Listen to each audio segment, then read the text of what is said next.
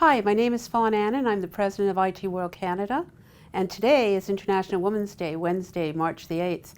We're very pleased to present to you 5 generations of women in the workforce. And as you know, in North America, women make up 50% of the population. So we're important to your business. It's important to provide equal opportunity because we will help you become successful.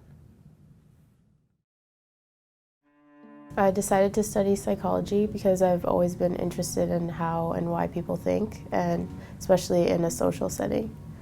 I had way too many interests to really choose one stream of career to really follow. And then I found that I was really good at writing, and I decided why not be a journalist, because I can cover a whole wide range of topics and I can write about it and help other people learn more about them too. In school I took radio broadcasting. I actually wanted to be an investigative reporter when I grew up. I thought I wanted to be in everybody's business, so I thought that was a good career path for me. It helped me to develop my critical thinking skills, and it also gave me insight into human behavior. It's a very funny story how I ended up in technology. I was selecting one of my very last electives when I was in college, and I chose a course called word processing. I came to Canada on January 11, 1980, and it was a Friday. I was always hoping that someone would notice me, but I was also making sure that I was noticed. So it's a little bit of everything. You have to be in the right place at the right time, but you also have to do the right things. We're talking back in the 70s. I thought it was an English course. So I chose this as my final elective, and I was quite surprised when I got into a classroom filled with computers. So I ended up in computer science, frankly, because that was the only subject that I could take that did not require much English. But as I started my career upwards, I realized that I really enjoyed being a leader and helping other people grow in their careers. And so becoming a leader, becoming an executive did actually start to be part of my career aspirations. As a young woman, it's sometimes challenging when people don't take me as seriously, or they assume that I'm at a certain intelligence level that is below them because of my age. I mean, my end goal is still to be a sports reporter or a sports anchor, and it's always fairly difficult to break into that industry because it's so male-dominated. It's definitely a challenge balancing that home life as well as having, you know, a solid career and wanting to grow that career. So you kind of struggle with the idea, do I want to raise a family or do I want to kind of raise my career? And sometimes we do have to ask ourselves those questions. So I mean, for a long time, even in school, when I would try to write about sports, when I would try to go to games and cover them, I got a lot of hate and a lot of, you know, backlash because I was a woman and a lot of people didn't think I knew what I was talking about. My daughter happened to get the chicken pox, and I had to take one day off of work, and somebody said to me, how does she plan on running this project when she's at home being a mother? I got pregnant probably 5 years into my sales career and had to leave my beloved territory, and when I came back it did not exist the way it did previous to having my child. Even when I started this job, I've had a lot of different kind of feedback from guys my age that are like, oh, like a woman in technology, and it's like something like that can be discouraging. People didn't think that I knew what I was talking about, so every time I would try to interject, when I would try to tell them something, try to make my case, a lot of the time they would talk over me, they wouldn't take it seriously, they would just ignore me sometimes, so I really had to fight for that spot to actually cover sports in university. Looking ahead, the changes I would like to see in workplaces would just be to not assume what somebody can do. Also to have the work speak for itself, because I think a lot of the time people get caught up in what's on paper and like what someone did in school or what other jobs they had, and it limits other people from getting experiences that they would probably be good at and excel at. So I would like it to be more inclusive, more equality driven. I mean, I would like to see more women in leadership roles as well, because we all know that that's been a struggle for a number of years. So I would like to see women given more opportunities to succeed just as much as men. And I frankly think that it is a bright future for women in technology.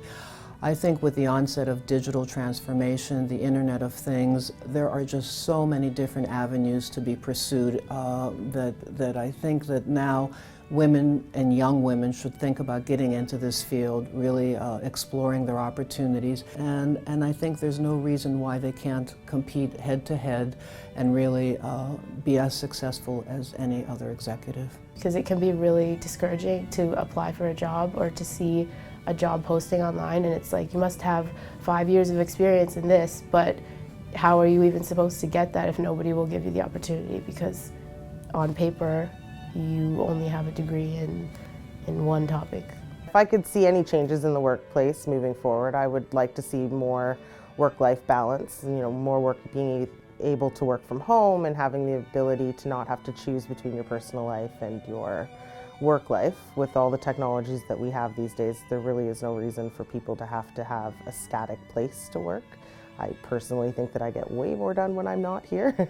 We went through this down thing, but now on the upside, everywhere I look, I mean, look at the women gamers. There's all kind of girls that are into gaming and, computer graphics in movies. And I just see men and women, I mean, young girls are right there next to the guys, and I'm really optimistic that this is going to take off in a really good way. Every young girl that I meet, I tell them, I said, listen, you don't have to love math. I didn't. But, take it, because math really gives you the foundation for a lot of things in the future, including it helps you to become rational thinker and logical thinker. That's a power of math. There is no attitude in math. If I were to offer any advice to women coming behind me, I would just say, don't listen to what people tell you. I mean, so many people, sure, you'll get good advice along the way, but a lot of the times it'll be negative. People will say they don't like what you're wearing, they don't like what you're saying, that you don't know what you're talking about. So I would tell people just really, forge your own path. Ignore the haters, per se, to quote Taylor Swift, and just keep going. Next to math, make sure you spend your time with someone who is going to care for you and be there for you and support you. That's extremely important.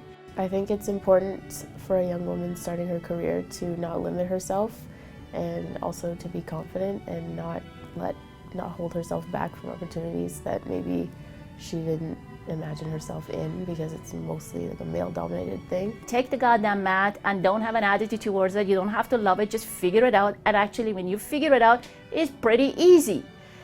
If I wasn't strong in it, you know what? Those of you who are watching this video, I probably would be cleaning your houses. That's probably what I would be doing, as opposed to you be listening to me and thinking that I have something to offer you. If I had to give advice to a woman my age or younger, I would say that, choosing your life and your career don't necessarily have to be choices. I think that you can live both.